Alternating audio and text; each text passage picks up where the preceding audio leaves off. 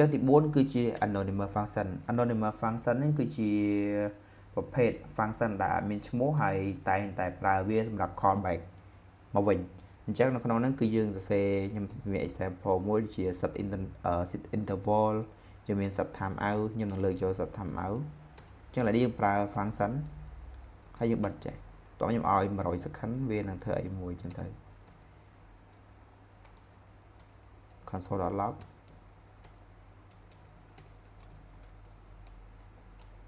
do something ចា៎អញ្ចឹងនេះគឺជា function ដែលពេញនិយមខ្លាំងជាងគេនៅក្នុង JavaScript ដែលអ្នកទាំងគ្នានឹងជួបនៅក្នុង framework នីមួយៗហើយមែនតើទៅរបៀបបង្កើត function នៅក្នុង JavaScript វាមានច្រើនប្រភេទទៀតចាវាមាន name function វាមាន immediately វាមានអីច្រើនទៀតដែលអ្នកទាំងគ្នាអាចនឹងជួបនៅពេលក្រោយបើសរុបទាំងអស់គឺវាមាន9ប្រភេទប៉ុន្តែខ្ញុំលើកយក4ប្រភេទនេះគឺវាសាមញ្ញហើយវាតែតែជួបជានិច្ច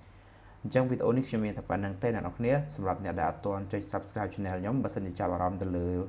ផ្នែក Software Development Coding ឬក៏ Lifestyle លំហែកាយអីអ្នកគ្នាអាចចុច Subscribe Channel YouTube ខ្ញុំបានហើយបើអ្នកអត់ទាន់ចុច Like សូមចុច Like អ្នកមួយផងដើម្បីឲ្យ YouTube rank វីដេអូខ្ញុំទៅឲ្យអ្នកផ្សេងបានឃើញផង